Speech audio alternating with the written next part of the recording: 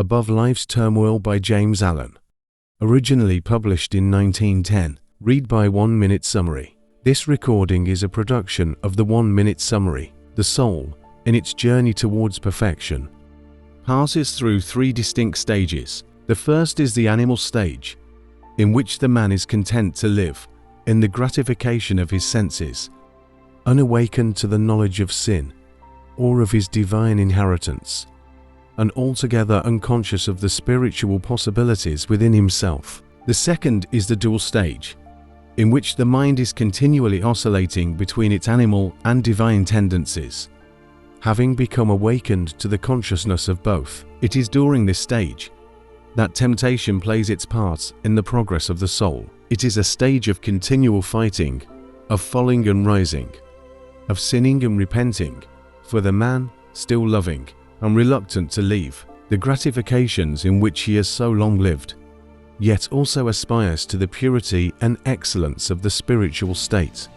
And he is continually mortified by an undecided choice, urged on by the divine life within him. This stage becomes at last one of deep anguish and suffering.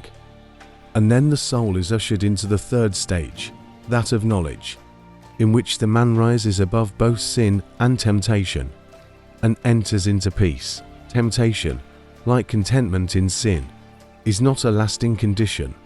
As the majority of people suppose, it is a passing phase, an experience through which the soul must pass.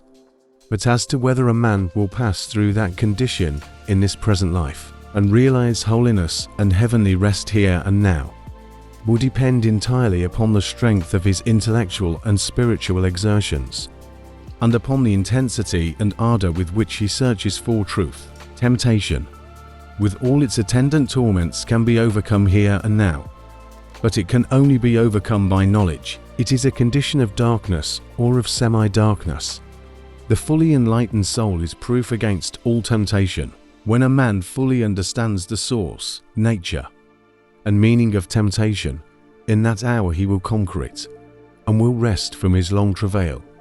But whilst he remains in ignorance, attention to religious observances and much praying and reading of scripture will fail to bring him peace. If a man goes out to conquer an enemy, knowing nothing of his enemy's strength, tactics, or place of ambush, he will not only ignominiously fail, but will speedily fall into the hands of the enemy. He who would overcome his enemy, the tempter, must discover his stronghold and place of concealment, and must also find out the unguarded gates in his own fortress, where his enemy effects so easy an entrance. This necessitates continual meditation, ceaseless watchfulness, and constant and rigid introspection, which lays bare, before the spiritual eyes of the tempted one, the vain and selfish motives of his soul.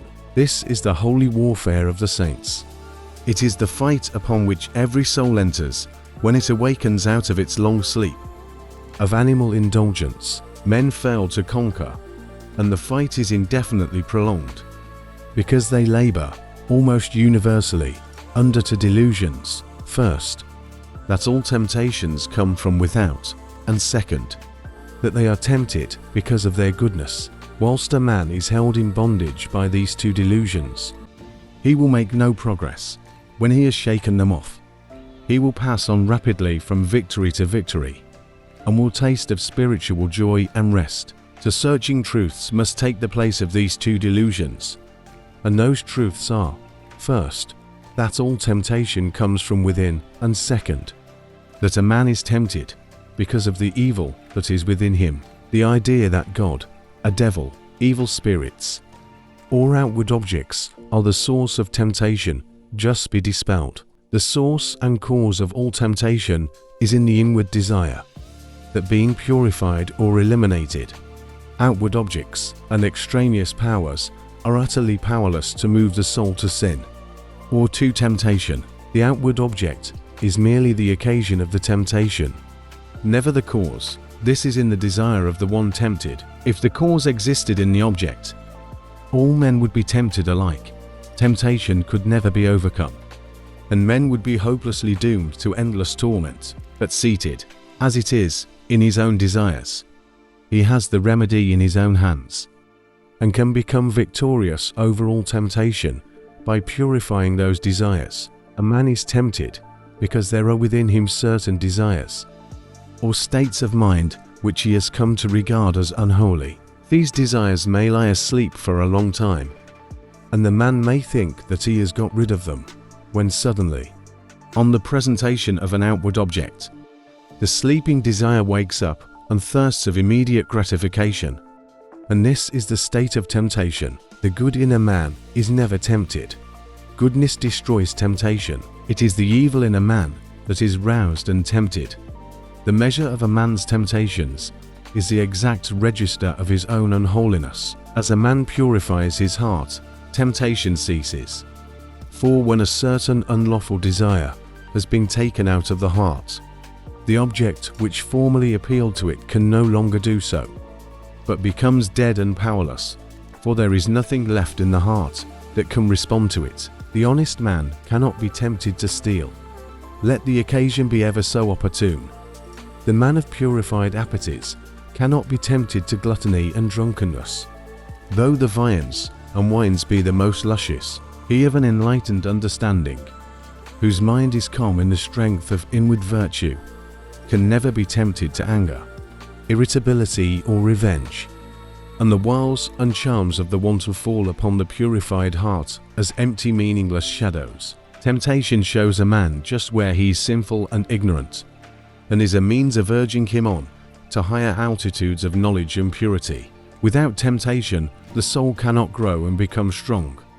There could be no wisdom, no real virtue, and though there would be lethargy and death, there could be no peace and no fullness of life. When temptation is understood and conquered, perfection is assured, and such perfection may become any man's who is willing to cast every selfish and impure desire, by which he is possessed, into the sacrificial fire of knowledge. Let men, therefore, search diligently for truth, realizing that whilst they are subject to temptation, they have not comprehended truth, and have much to learn. Ye who are tempted know, then, that ye are tempted of yourselves.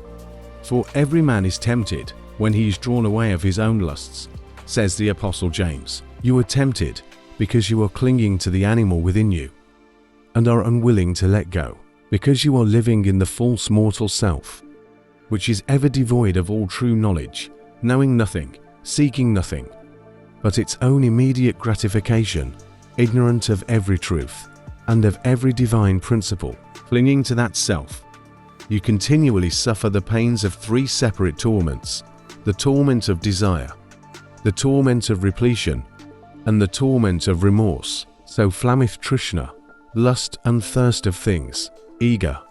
Ye cleave to shadows, dote on dreams, a false self in the midst ye plant, and make a world around which seems blind to the height beyond, deaf to the sound of sweet airs breathed from far past Indra's sky, dumb to the summons of the true life kept for him who false puts by. So grow the strifes and lusts which make earth's war, so grieve poor cheated hearts and flow salt tears, so wax the passions, envies, angers, hates, so ye's chase blood-stained years with wild red feet. In that false self lies the germ of every suffering, the blight of every hope, the substance of every grief. When you are ready to give it up, when you are willing to have laid bare before you all its selfishness, impurity, and ignorance, and to confess its darkness to the uttermost, then will you enter upon the life of self-knowledge and self-mastery. You will become conscious of the God within you,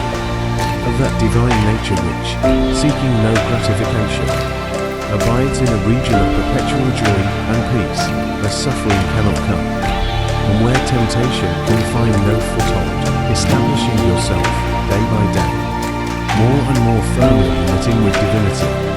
The time will at last come when you will be able to say with him whom millions worship, few understand and fewer still follow, the prince of this world cometh, and hath nothing in me.